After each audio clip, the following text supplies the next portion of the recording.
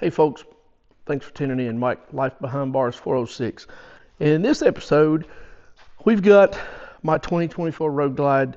I put a lot of stuff on it, mainly the King Tour Pack, the speakers, armrest, so we can carry junk. But anyway, and then of course with the rack, when we're traveling, there's more stuff on top of that. What I want to get into today, everybody talks about how bad the suspension is. So before I make a $1,200 mistake, I want to test it. I want to adjust it to the manufacturer's owner's manual, anyway, motorcycle owner's manual. There we go. What I want to do is take a look at it and see just how close I can get it based on what the manufacturer suggests. Again, we're going to need motorcycle owner's manual. We're going to need the handy dandy spanner wrench that comes with it. If not, I may try to find one in the toolbox. And a graduated scale that's in millimeters or inches if you like to do conversion, if you like math. So what we're going to do first, what they say to do, remove the tour pack or remove the saddlebags. Under the right hand saddlebag is the actual preload. That's where you set it based on how you're going to typically ride the motorcycle on a day-to-day basis. So if it's just you, it's one up. If it's you and a passenger, and luggage and you're touring, there's different configurations. According to the manual, there's a chart. It has for just you on the motorcycle, and of course without this tour pack, I've got to add that as well, but just you on the motorcycle and then plus passenger. So there's a chart in the motorcycle owner's manual, and I'll show you that here in just a second. And then there's on the other side, there's the compression. So it's more to be modified on the fly. It's a hydraulic twist. I'll show you that as well.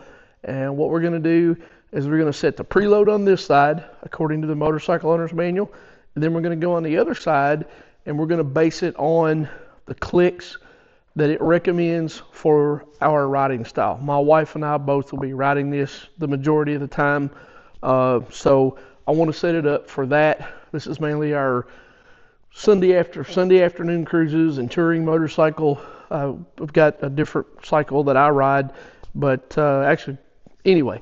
So just to get started, we'll go ahead and take this tour pack off, or take the saddlebags off. I will go ahead and take both of those off, and I'll pause the video. Once we get this thing stripped down, I'll come back, and then we'll go ahead and check the measurements where they're at now. We'll set it up based on the chart to mine and my wife's weight, and then we'll set the compression dampener on the other side, and we'll go from there. So stay tuned. Here we go. Okay, guys, got this all stripped down, got both saddlebags off. I'm going to take an initial measurement just to kind of see where it's at right now, and it'll be a little bit off because both of the rings are together. What you'll have is you'll have two rings. One's a lock nut. One is actually on top of the spring. The way to set this is you take the spanner wrench provided, you loosen the top one, bring it all the way to the top to where it bottoms out, and then you measure the distance between the two rings based on the chart in the motorcycle owner's manual. We'll get to that here in just a second. I already know that I need roughly 45 millimeters between the two rings. So I'm just going to get a rough measurement. I'm going to take my scale. As you can see, it's in metric. And just measure. Wow. I'm about half of where I need to be. It's at about 20 millimeters. So to show you the chart, I looked this up. It's on page 50. And as you can see, here's the chart. If I need to, I'll take a picture and show you this. That way we can zoom in on it. And that is on page 51. And then on page 52, it is the left shock absorber hydraulic preload adjuster settings for cargo. As you can see, it's a lot smaller,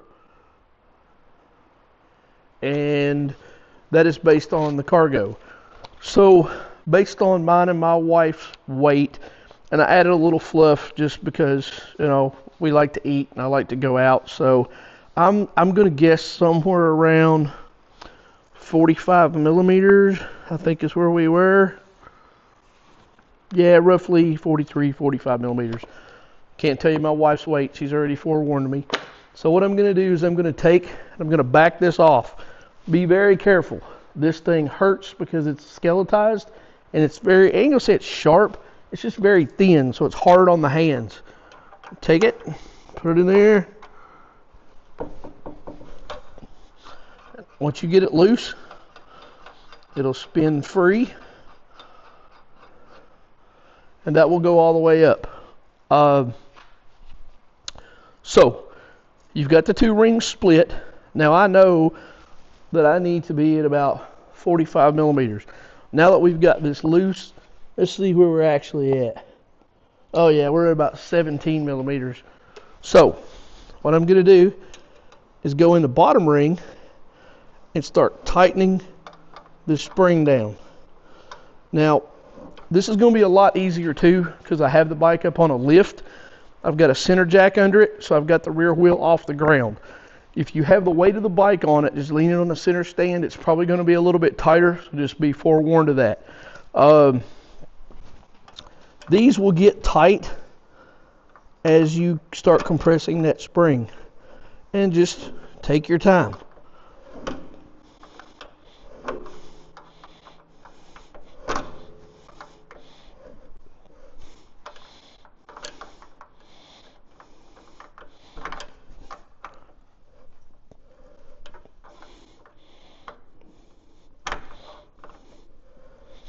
As you can see, it likes to slip.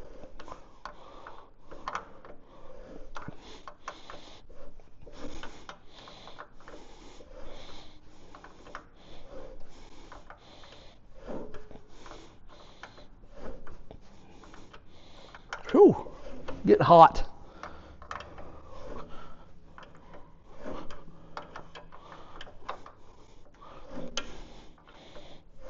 All right. Do a double check, see where we're at. Wow, we're a long ways off. I'm going to pause this. Once I get it close, I'll come back, I'll zoom in and show you where I'm at and how to read it. Stand by.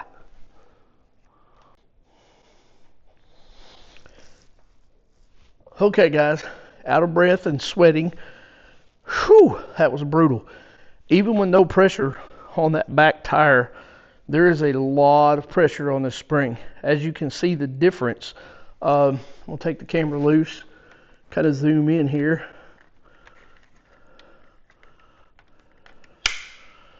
Okay, so as you can see the distance between here and here,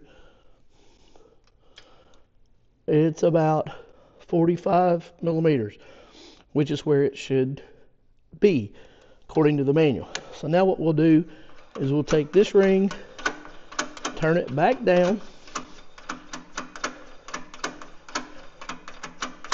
and just kind of lock it. So now,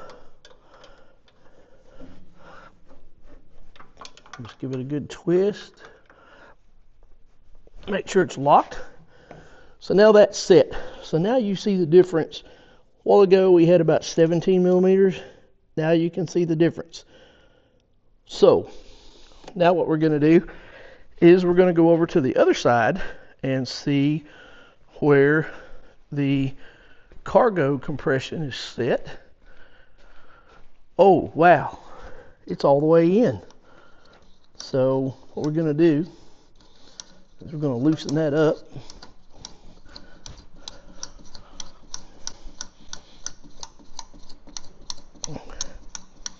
Looks like about 25 clicks is what we can have, and it said we can be on 11. So there, and you'll hear it click. There's 10, or there's 10. One more. There's 11. So this side is more, this shock is mainly for the compression. You do have a little bit of rebound on this one because that's what your spring's for. This one's mainly for the cargo, for adjusting on the fly. That's why you've got that. As you can see, that is now on 11. So we've still got room to go. So if we need to adjust it on the fly, we can. We can take some out of it. We can put some in it. But the preload should be set for this model, our riding style, and let me get this camera back in here. Okay, so this model should be set for the riding style that we do, the luggage, mine and her weight, and now all he's got to do is put it back together. And we're here in Kentucky. It's pouring the rain. It says it's going to pour for the next week. So what do? I guess we're just going to have to let it sit. We've got other projects we can do, so I'm going to shoot some more videos, bring you some more footage.